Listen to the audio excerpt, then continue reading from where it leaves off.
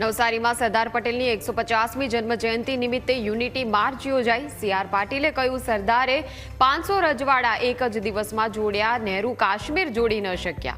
એ ભૂલને કારણે દેશને આજે પણ ઘણી તકલીફો પડે છે।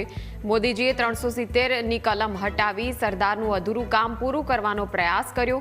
પૂરી સફળતા હજુ બાકી છે, પણ અખંડ ભારતનું સપનું જરૂર પૂરું થશે।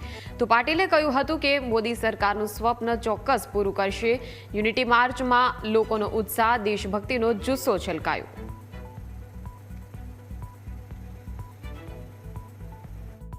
આજે નવસારી જિલ્લાનો પદયાત્રાના કાર્યક્રમની આજે અહીં પૂર્ણાહુતિ થઈ છે।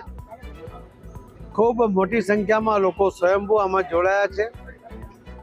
સરદાર વલ્લભભાઈ પટેલ કે જેના કારણે આજે અખંડ ભારતનું નિર્માણ થઈ શક્યું છે, એના એકમાત્ર યશના ભાગીદાર એવા સરદાર વલ્લભભાઈ પટેલને આજે એમને 150મી જન્મ જયંતિ નિમિત્તે યાદ પણ કરીએ છીએ અને સંકલ્પ પણ કરીએ છીએ કે તમે આપેલા અમને અખંડ ભારતને ખંડિત કરવાનો કોઈ પણનો પ્રયત્ન અમે ચલાવી લઈશું નહીં।